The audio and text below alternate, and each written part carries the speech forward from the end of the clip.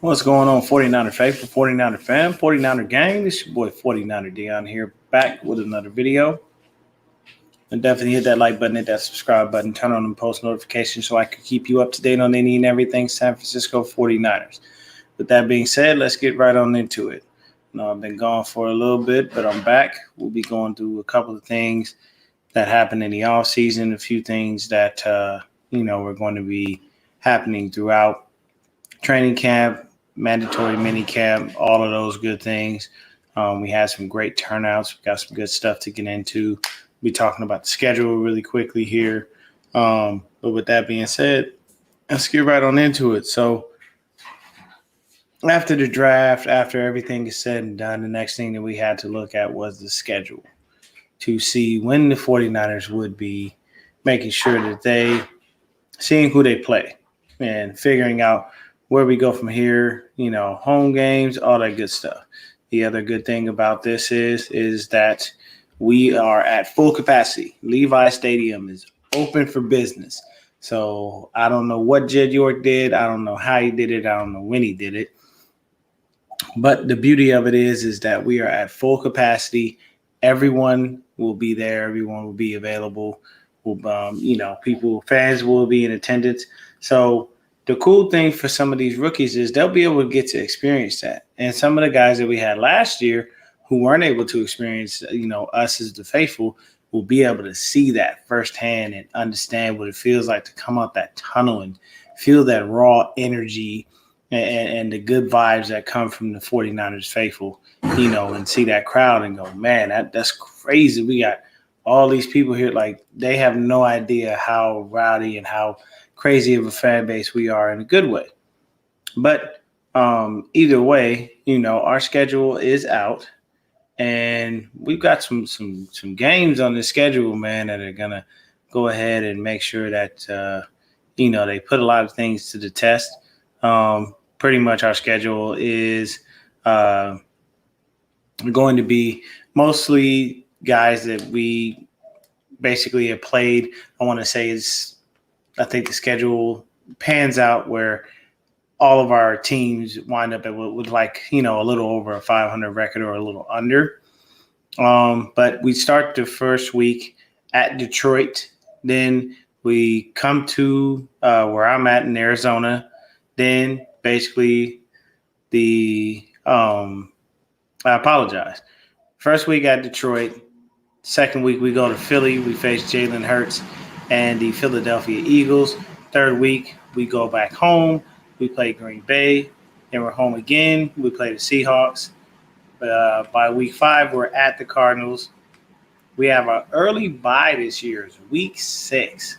So that's a good and bad thing, only because we have a 17-game schedule. So that extra game and that early bye, you kind of would have hoped for at least a second bye, and or if anything, maybe a bye a little bit later in the season so we have a little more gas left in the tank, depending on what the record looks like. But either way, our bye is at week 6. Week 7, we're at home versus the Colts. And then week 8, we go to Chicago to play the Bears. Week 9, we're at home versus the Cardinals. Week 10, we play the Rams. Week 11, we play the Jacksonville Jaguars. Week 12, we play the Vikings. Week 13, we're at the Seahawks. Week 14, we're at the Bengals. Week 15, the Falcons are coming to town. Week 16, we play Tennessee Titans in their house.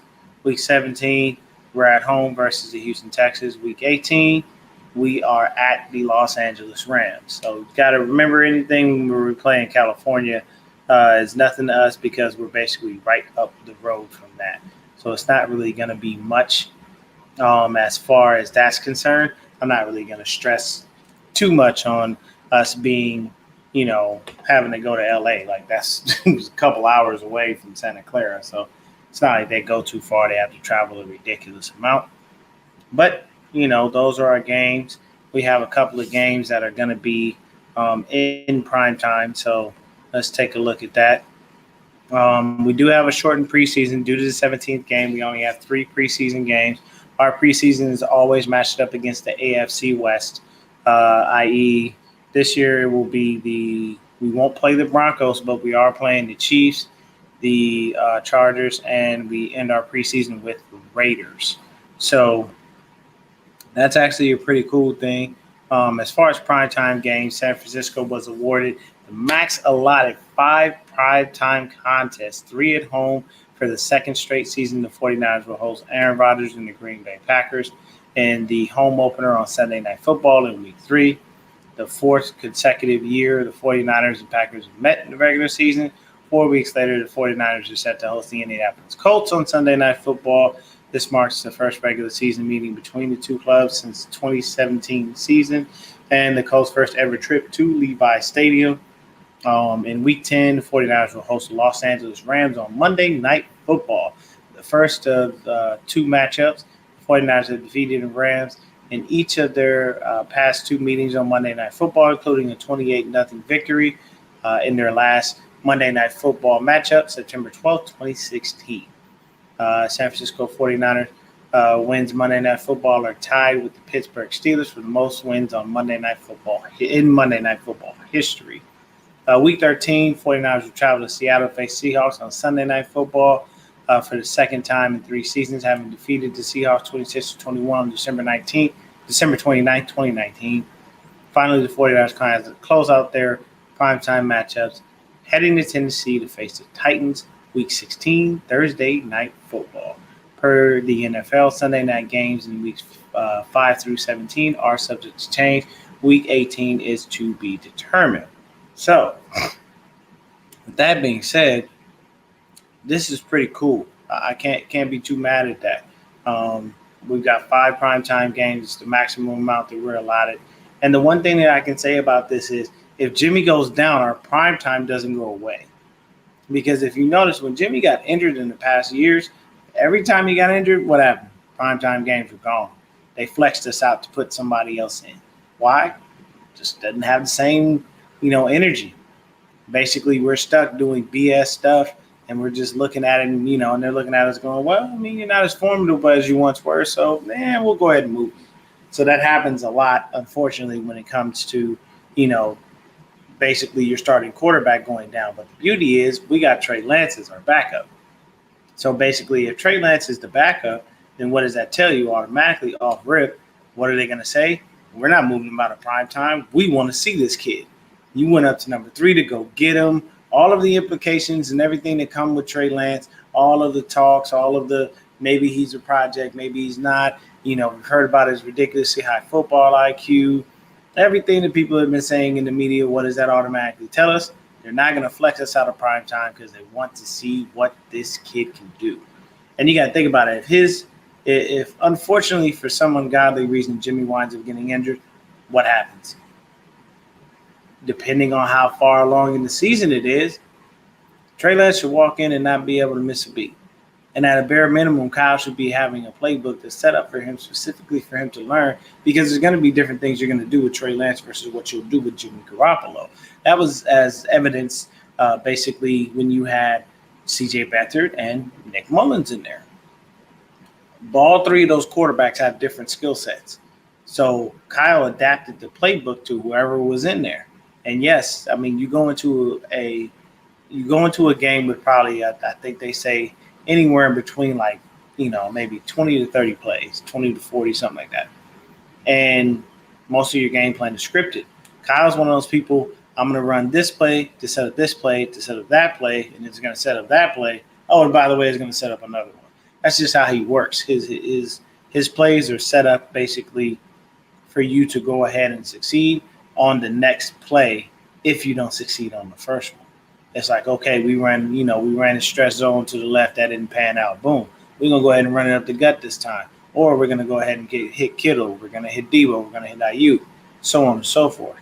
So with all of that being said, those 5 primetime games are wonderful. I'm very happy that we got them, and I'm glad we'll be able to be in the stadium. Because I plan to go to a game. I'm probably going to be sitting in the nosebleeds because I don't have the bread to be down there with, the rich people. Man, I'm looking at these tickets. These tickets are $700-800, and it's crazy because when you look at it, you got $700 or $800 tickets, you know what I'm saying? And people just coming off, the whole COVID thing. But it is what it is, man. You open the stadium up, you got to try to make back some of the money somehow, some way. So it wasn't uncommon to me that the fans were going to find a way to do that. So with the way the schedule looks, to be 100% honest with you, this is what I'm honestly looking at. And I'm just going to go through the schedule real quick, kind of give you a yes or no. We're at the Lions. I call that, that's a winner. We're at the Eagles. I'm going to say we get a dub on that one too. We're at Green Bay. Green Bay is a toss-up. And I'll tell you exactly why Green Bay is a toss-up. And the reason that I feel Green Bay is a toss-up is because we don't know if Aaron Rodgers is going to be there or not. If Aaron Rodgers ain't playing, that's a dub. And then we wind up 3-0. If Aaron Rodgers is playing, then yeah, that's a possibility of it being a loss. When they drafted Amari Rodgers, I was ready to cry. I was hurt because I wanted that kid on my team. I love him. I like the way he plays. He's gritty. He's raw. He's straightforward. Like he moves well. He's fast. Like everything about him I like. And when they drafted that kid, I said, yeah, you put him on the field with Devontae, it's going to be a problem. Yeah, then you can use Valdez-Scantling as a decoy receiver at the extra to Y or whatever the case may be. All of these things can come to fruition. But so Green Bay is a toss-up. I'm in limbo on that because I don't know. Personally, I don't believe that Rodgers will be there because he has been very upset this offseason. He does not like the fact of how he's been treated, and he doesn't like the fact that they haven't gotten him any help in years. And he's always had to just work with makeshift receivers. The only consistent receiver that he's had throughout the years has always been Davante Adams. And, I mean, that guy deserves a lot of credit because he's an amazing receiver. But then he came out himself and said, hey, that kind of puts my future here in jeopardy too, because if I ain't got my boy, I don't know. And then you don't even have Jordan Love. Like, there's no faith and no confidence in Jordan Love right now. Like, no one's saying, like, yeah, this dude, this is the guy. I'm gonna make sure that this guy is doing this and doing that. Are you? Because y'all don't really say much about Jordan Love. Y'all are all the Packers organization is focused on having Aaron Rodgers in as their starting quarterback. They said nothing about Jordan Love. They don't give this kid any kind of play, like in any play. Like, they don't give him nothing. They just basically are like, well, I mean, he's on the team. But you went up in the first round to go get the kid? Like that, I don't know. That's suspect to me, man. That tells me that Aaron ain't been a good teammate. Aaron been out there looking, he been salty as hell. Are you gonna draft this little punk ass kid? Fuck, I ain't dealing with this kid. No, I'm out. And what happens? Kids just gotta learn on his own, trial by fire. So, do I assume that Jordan Love will be there? Maybe. But they went and picked up Blake Bortles. That tells you that there's definitely some problems in that quarterback room. They don't feel like Aaron Rodgers is going to be back. And they're possibly hinging their future on Blake fucking Bortles, who we all knew. Blake Bortles did the same thing Mark Sanchez did. And this ain't no disrespect to either one of these cats, because I like Sanchez coming out of college. And I don't like anything coming out of USC, really. I mean, I understand they're a great college school. They produce some great players, but I'm a UCLA fan. I'm a diehard, so fuck USC. This is how I feel. But I recognize greatness when I see it. You can't say that Troy Polamalu isn't awesome. You can't say Willie McGinnis wasn't dope as fuck. Can't say that, Reggie Bush wasn't one of a kind as far as like one of the first gadget players, as far as somebody who was playing like that in the NFL. You had other dudes that did it before him, but, he put it to another level. So you have those types of situations. But with A-Rod, he's like, nah, man, I'm going to be salty. Fuck that kid. Let him learn what he learned. So for me, because I don't believe A-Rod honestly will be there, I'm going to go ahead and say that's a win. That's a dub for us. So we already 3-0, technically speaking. Then week 4, we got to play Seattle. We at home. So since we're at home, I'm going to give us a dub. We start the first quarter of the season out at 4-0. I feel like that's what we're going to do. We're going to go ahead and get that. Then we're going to go ahead and go to Arizona. Now, Arizona is a tough task strictly based on the fact that you have Chandler Jones. He is back. He's fully back. This man is breaking sleds and machines and all kinds of crap. And you do have J.J. Watt there. Now, I know J.J. Watt is not the same person that he used to be, but the man still presents a threat to some degree. So because he does present that type of a threat, what do? You say to yourself, still got to give him some attention. And our line, from what I had thought initially, was solidified. After this draft, I don't know. This kid, Aaron Banks, they seem to want to plug him in at right guard. They seem to want to plug Daniel Brunskill in behind Alex Mack as the backup center, and they're trying to get Brunskill to learn from Mack so he could take over when Mack decides to retire. Or after that third year when Mack's deal is up and they say, all right, cool. Daniel, you've been here. Get your ass in there and continue to take us into the future. Because Brunskill's a lot younger. So, they may see, this kid, this guard that we got as a viable solution to the right guard position. Strictly because we have Colton McKivitz, but maybe they feel he's not working out enough, And the guy we got that, the big guy we got, man, he's a mauler. Like he's a badass in the run game. He's going to tear you apart. Came out of Notre Dame. Mike McGlinchey banged on the table for this kid. So we understand that. But like I said, we 4-0. Then we go ahead and we go to the Cardinals. Now, at the Cardinals game here, that's probably I'm gonna give us our first L. And the reason I say we get the first L when it comes to the Cardinals is just strictly the way they play us, man. If there's any team in the division that always gives us hell every time we play them, it's the Cardinals.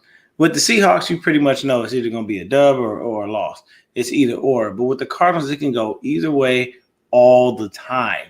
And it's a frustrating game to watch because you never see one of us take over wholeheartedly and be like, hey, this is what it is. We finna come out here and break you off. Boom. No, we don't have that. We wind up getting stuck because it's a situation where they play us so hard, we play them so hard, it always winds up coming down to like a last-minute play. We're banking on a lot going right for us. We're banking on the fact that Jason Verrett stays healthy for another season to be able to make it 2 consistent seasons, which I don't think he's ever done in his career. But if not, we got ourselves some viable backups. We picked up Ambry Thomas, Diamador Lenore. We still got E-Man Mosley. Dante Johnson is still there. We doing our thing. K'Wan Williams, the Shark, is still here in the building. He, as soon as he get on the field, he smells blood. He goes right after it. So we got viable options to be able to go as far as DBs and whatnot. But yeah, man, that right there, I'm gonna give us that L on that one. And then we got the bye in week 6.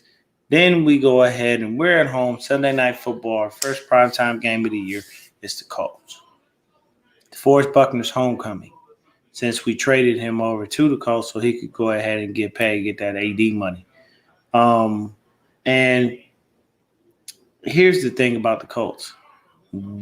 Very, very good offensive line. Offensive line is fucking fantastic. But what's left of Carson Wentz? What will he be? Do we know if he's going to be that great? Do we know if he's going to be able to hit these receivers, these tight ends, these running backs, and just get everybody in stride? And do we know if Chuck Pagano is going to be able to pull out that offense, pull that offense out of him as he did when he was in Philly and he was out there trying to ball out, and then, take him back to that MVP year? We don't know that. So for the defense of the Indianapolis Colts, yes. Yeah, they solid. They solid over on that side of the ball. But when it comes down to looking at the offense, there's question marks. Solid offensive line, good running back, good little receiving core. We don't know what Wentz has left. And we don't know if he's going to be able to do the things that he did previously in the past couple of years. And at the same time, sometimes from seeing it on the field and from hearing it from the coaches, he can be a little hard-headed. He wants to audible all the time whenever he feels like it. Can't do that. Sometimes you just got to follow the game plan because the game plan will get you the dub. Sometimes it will, sometimes it won't. And we understand that there are certain situations where you as a player have to make a better decision because the decision your coach is making is just not going to work. So At the end of the day, it's very simple. This game against the Colts, this one, I don't know. It's a toss up because I don't know how that offense is going to be, and I don't know how they're going to gel. I'll be able to give you a more definitive answer basically as the season progresses, so I can see what they look like. So I honestly don't know. This game, I'm gonna go ahead and give us another dub. So at this point, right now through 7 weeks, we good. We are 6-0. Then we're gonna go to the Bears, play them. Now with the Bears is an interesting game. Why? Justin Fields might be the starter by then. He may be the starter by the season being open. Matt Nagy has come out and stated, "Hey, we are going with Andy Dalton as a starter." Justin Fields ain't about to let that happen. They went up and drafted. They put up some good capital to go ahead and get this kid. They're not looking to sit Justin Fields, people. I believe it's Ryan Pace that's the GM there, and Matt Nagy, of course, is the head coach. These dudes wanted to go get Justin Fields because he fell that far, and they didn't want to lose their fucking jobs. That's the whole point of that. Like you don't jump up to draft a guy that high and just say, "Oh, okay, well he was available, so we just went and got him, but we're gonna sit him on the bench." And you're gonna think Andy Dalton gonna take you somewhere? Andy Dalton ain't took nobody nowhere. I don't care what his stats say. I'm not that type of dude. I don't care about none of that. At the end of the day, period, point blank, it's going to be this. You're going to look at the situation. You're going to look at the playbook. You're going to look at what Matt Nagy did. You're going to look at Justin Fields. You're going to say he can run this West Coast offense that I have learned from Coach Andy Reid, and Andy Reid has learned from Holmgren, and everybody else has learned from the great Bill Walsh. All of these things are going to come into play, and you're going to look at that in training camp and say, you know what? I'm going to run with Fields because he gives me the better chance to win. That's just how it's going to work. And you don't mind paying Andy Dalton what you're paying him to be your backup. Why? Specifically because it is what it is. You already knew this when you went ahead and went after him and drafted this kid. So it makes sense. You just do what you got to do. So for me, that one, these are toss-ups. So I'm just going to be honest with you. I know right now I have us, pretty much undefeated. But the thing is, Green Bay game is a bit of a toss-up. Seahawks game, always a toss-up. Cardinals game, always a toss-up. The Colts game, don't know how the offense is going to look. That's why I'm stuck there. Like, I can't really give you definitive answers on these things until I see these dudes in action. Straight up with the Bears, I don't know, because we didn't do good with running quarterbacks. And Justin Fields, they could design a couple of plays for him, and he could destroy us. And that's a whole lot of man right there. Justin Fields ain't no small person. He fast, man. It's almost like facing Cap in his young prime. But then you got the Cardinals again. In week 9, we at home. If we at home, I give us the dub, period. Then we got to play the Rams. Rams is new. Matthew Stafford, brand new type of situation. They went ahead and the Rams did it again. They traded the farm for one dude. And, of course, Matthew Stafford is a lot older, but Stafford has a way liver arm than you'll ever see on Jared Goff. Like, they swap quarterbacks as far as the Lions and the Rams. Swap quarterbacks in a pick, and a few picks. But at the end of the day, yeah, man, that's a lot. When you think of it, you don't know what Matthew Stafford ain't no joke. He doesn't play around. He come in, he sling that rock, and he makes it happen. But he's got back issues. So, if you blast him the right way, boom, he's out the game. It's not that you try to take people out of the game, but at the end of the day, it's a part of it. Then, week 11, we go ahead and face the number 1 overall pick, Trevor Lawrence and the Jags. They got Tim Tebow as a damn tight end. Now, let me say something about this really quick. I'm not going to go on too long about it. Tim Tebow as a tight end is one of the things they wanted him to do when he came in. Typically, they don't do that with white players. They don't ask white players to change position. They allow them to be at the position that they are, and they typically keep them there. The one thing that you notice, and this is just amongst players in general, the typical player from high school to college will change position on a very, very high basis. It's almost uncommon for you to play the same position throughout your Pee Wee football, to high school to college career into the pros, strictly based on the fact that most of the time they'll change you. They'll switch you up. They'll say, hey, you're great. Richard Sherman played wide receiver, and they put him in the league, turned him into a defensive back. But part of the reason that you see Richard Sherman football IQ being so high is why? Because number one, just because he's smart from a general knowledge standpoint. You don't get into Stanford on fucking shit grades and being stupid. It's just not going to happen, But at the same time, he played the wide receiver position. So you get to think about it. He already knows what wide receivers are supposed to be doing. Okay, when I do this, I'm supposed to do that. When I have this many steps, I'm supposed to cut this way. I'm supposed to cut that way. I know how to flip my hips. All these things come into play. So sometimes, they ask you to change your role. Antoine Randall, quarterback in college. He played wide receiver in the pros. He even played a little bit of quarterback for the Pittsburgh Steelers. Julian Edelman was a quarterback, I think, at like Kent State or something like that. So what happened with him? He came into the league. They turned him into a wide receiver. Scrappy young dude, got himself a couple of Super Bowls, just retired, had a great career. So it's not a negative thing to change positions. But the thing is that Tebow is a lot older. He's been out of the league for some years. And he only got the job because it was Urban Meyer.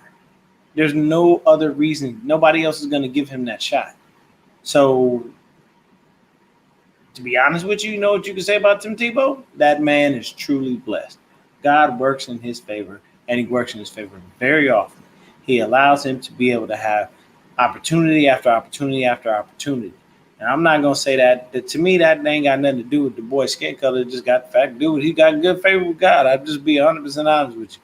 Because there's no way in hell somebody can take that kind of time off and be able to get back into the league. It just doesn't make sense.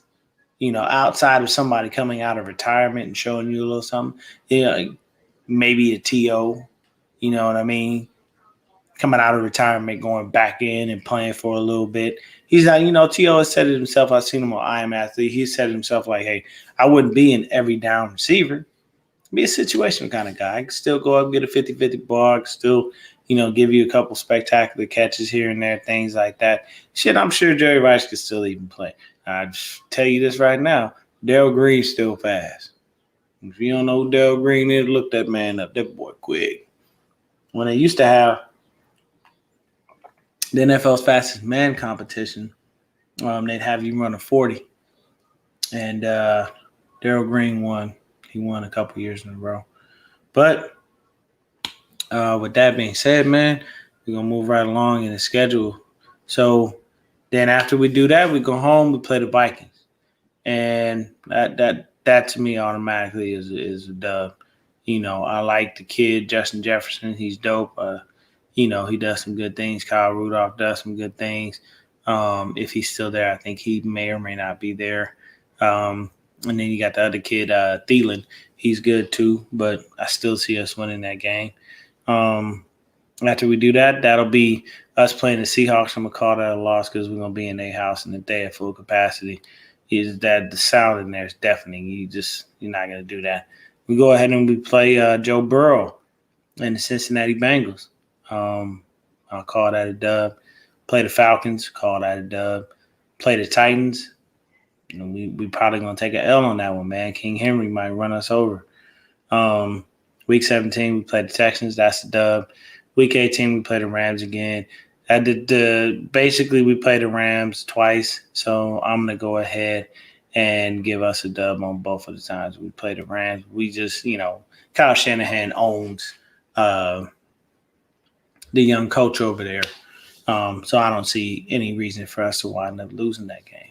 But, that's basically our schedule. I'll give us more of a schedule breakdown and get a little more in depth with that. This one is just to kind of get back into the field of things, reintroduce y'all to me. Our preseason games are as follows. August 14th, we play the Kansas City Chiefs at 5 p.m. August 22nd, we play the Los Angeles Chargers at 4:30 p.m. And August 29th, we play the Las Vegas Raiders at 1 p.m. So basically, the Chiefs and the Raiders are at home, and we are at the Chargers. Don't worry about it. SoFi is going to be open too. They'll allow us to be able to be in there. So you got to remember, we took over the Coliseum. We can take over SoFi as well. So the next thing that we have here is just a couple of undrafted free agents that we got in the 2020, in 2021. Got a linebacker, Elijah Sullivan out of Kansas State. We got the kid Austin Watkins, which is Sammy Watkins' little brother. We got Justin Hilliard. He's another linebacker. We had Josh Peterson. I believe he's still there. That's the son of Doug Peterson, the ex-coach for the Philadelphia Eagles. We also did go ahead and pick up Marquise Lee, but we went ahead and basically dropped him after we picked him up. So he is now gone. I forgot the name of the guy that we picked up in his stead. But we got, a few things. We got a few things. So basically, we're going to go over just some stuff here from 49ers.com. Basically, a few takeaways from rookie minicamp. 49ers had 23 participants in total. I had for the session, including 5 tryouts. Those tryouts included cornerback Keontae Harden out of Pittsburgh State, Donis Alexander, who signed a future reserve contract in January. There's a safety named Blake Countess, and a third-year tight end, Alex Ellis, 7th-year wideout, of course, Marquise Lee. In addition to tryouts, Josh Hokett and Jauan Jennings were also on hand for the session. That tells me that Jauan Jennings should be back. We expected at least something from this kid last season. He had the worst hamstring pull I've ever heard of in my life because he never saw the field and we never saw him. He just all but didn't exist. So we're hoping that he can come on and be strong because we had 2 players that we drafted intended to be our monster guys, our big bulls, so to speak, our angry football players, and that was Jalen Hurd and Jauan Jennings, and neither one of them has seen the field pretty much at all. So we are still waiting on Jalen Hurd. We don't know. I get really tired of John Lynch going out there and saying, we're letting the process go, and we feel really good about Jalen. I don't want to feel good about Jalen. I need you to give me a definitive ass answer, which is why I'm not an actual reporter, because they probably would look at me and be like, can't talk to people like that, and I tell them, fuck this job. I'll go back and do my own shit. Period, point blank. I don't want to hear that we feel good about Jalen. I want to know if Jalen going to be on the goddamn field producing for this football team, because he's been here for 2 years doing nothing but being injured. Give me an answer. That's just how I am. I don't need you telling me, we feel good about it. We feel good about this. We feel good. I feel good about a lot of things. I feel good about my chances to win the lottery too. That doesn't mean it's gonna happen. I feel good about the fact that that I may one day meet Joy Taylor. Doesn't mean it's gonna happen. I would have loved to have meet DMX before he passed. Didn't happen. I feel good in general when I wake up in the morning. Sometimes I might have a shitty day. So feeling good about something gets you nowhere with me. You need to give me a definitive answer. I need to know that you have faith that guys like Jalen Hurd, guys like Jauan Jennings, guys like Dee Ford, these dudes will be on the field and they'll be able to produce for us. Just say yes or no. It's not that hard. It's not like people are game planning for these people. Why? Because they typically look and go, oh, I ain't going to be on the field. That's just how that works. So you can't sit up there and say that much. But the other thing is as well, we have other participants on hand. There were 6 defensive backs, 4 wide receivers, 4 offensive linemen, 3 linebackers, 2 tight ends, 2 running backs, 1 fullback and 1 quarterback. There were no defensive linemen on hand for the session, so no pass rush or 11-on-11 work. The group underwent individual drills, 7-on-7. Trey Lance, who was the starter today, made his practice debut since being drafted overall, number 3 in the draft. The majority of his passes were short underneath throws. However, the rookie put his arm strength and quickness on display during 7-on-7 periods. First-year signal caller notched just 4 incompletions, 2 drops on the day on roughly about 24 passing attempts. Lance connected on 12 straight passes before his first incompletion of the day. So one of the incompletions came on a Deommodore Lenoir pick. And he got some notice from the greatest defensive back of all time in my eyes, Deion Sanders. And Sanders put it up on Twitter and basically said, that man just got abused. And that's what happened because he did it. I believe he did that to Marquise Lee. So, that shows you, but like, you got to be ready. And you can't blame that on Trey Lance because that's just one-on-ones. One-on-ones are designed for either you or the other person that you're going against to win. And it all depends on who does what, who reads what. If they know what you're doing, that's it. I mean, Darrelle Revis, even though I don't really care for him as a defensive back, Darrelle Revis told Chad Ochocinco the reason he used to own him strictly based on the fact that he used Chad when the ball was coming to him, he would tug on his right glove twice. So when you study players to that extent, that you know that there are certain little movements, little tweaks and things that they do when the ball's coming their way, that's just being smart. You can't knock nobody for that. So after, saying Trey had a beautiful day out there doing this thing. One of Lance's incomplete passes came off tip ball by undrafted linebacker Justin Hilliard. Sixth-round running back Elijah Mitchell caught all of his 4 passes from Lance. One of his most impressive hauls came during the unit's final set of drills of the day. Mitchell hauled in the 10-yard pass in traffic and displayed his top-end 4.3 speed, and he got into the open field. Lee hauled in the longest reception of the day. Veteran wideout caught a 20-yard pass from the rookie QB. 49ers highly anticipated one-on-one drills. Jonas Griffith broke up a pass intended for Hokett. He also broke up a pass intended for Trey Sermon. Countess intercepted a pass intended for Josh Peterson. Talanoa Hufanga intercepted a pass intended for Ellis. He nearly recorded another pick on a pass intended for Peterson. Mitchell beat his defender on the deep pass for a significant gain. Lance's lone interception of the day came on 50-50 ball intended for Austin Watkins. Oh, okay, so my bad. That wasn't Marquise Lee. It was Austin Watkins Jr.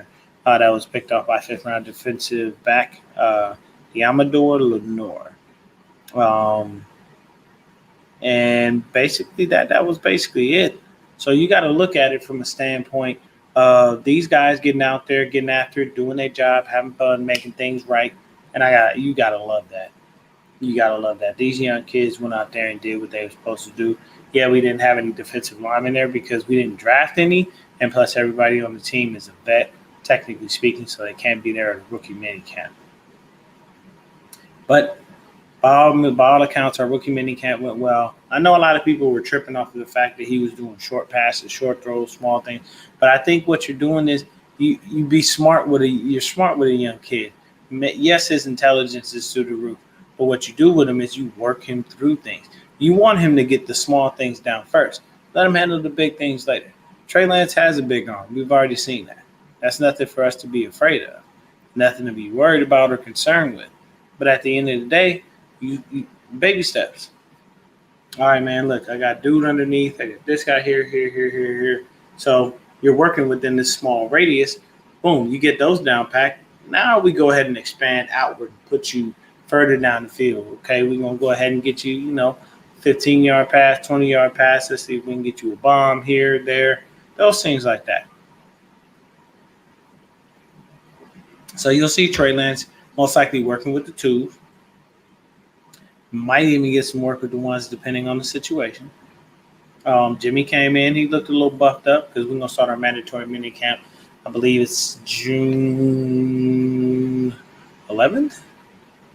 Yes, June 11th and June 12th. Third day, they're going to give back to the players as like a family day, which is pretty cool because then you get a chance to, go ahead and hang out with your folks, spend time with your kids, do things like that.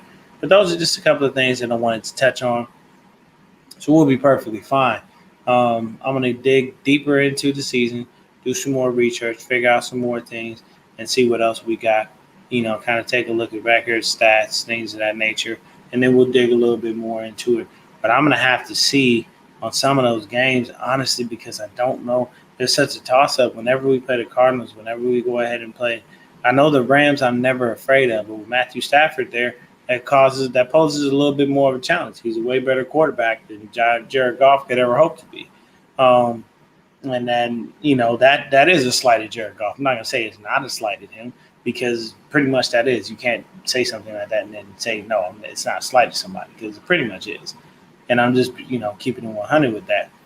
The other thing is that when we have all of the things coming together when it comes to the Houston Texans game, we don't know if that's going to be Davis Mills out of Stanford or freaking Deshaun Watson's going to play. He still has his thing going on with this lawsuit, which to me I find to be really odd and weird and just very oddly timed. I'm not going to say much about it because I don't need people trying to kill me about victim shaming and stupid shit like that. But, I mean, you're a grown-ass woman. Be 100% honest with you. Say no. Look at him like he out of his fucking mind. I don't give a shit how much he's paying you. You look at him and be like, man, look, I'm going to go ahead and refund you your money. You and that can get the fuck out of here. Like, I don't know. Some people, they just get on TV and they look hella dramatic. And it's like, oh my God, my dignity. And I was so scared. What are you afraid? Like, did he, say something? Tell me what he really did. Because I'm just going to be 100% honest with you. If somebody walk out naked and they were supposed to be there for a massage and you don't like what you see, you need to be grown enough and strong enough to look at that person and go, we are here for business, not pleasure. You either get this shit together or I can get the fuck on. Like, that's all I'm saying. We all grown. Maybe these little, I don't know. Anyway, but I will dig deeper into the season. Then I'm going to keep coming with more videos. We can go ahead and break down the quarterbacks, running backs, wide receivers, tight ends, offensive line, defensive line, DBs, safeties, all of that. We're going to break each thing down. We're going to let the training camp go. I'm not going to be completely non-visible in the off season. Usually I am. I'm usually on a bit of a hiatus, strictly because there's not much to go on. But I will get back to some things. I'll take a look at some players, kind of give a heads up on what we got. Do a little more film work on some of these dudes so I could be able to bring out some proper videos and give y'all some more in-depth things. Probably have myself a couple of special guests there to be able to talk about some more things, But I appreciate y'all for watching. Thank y'all for taking the time out to listen. This is me. I'm signing off. Y'all have a good weekend.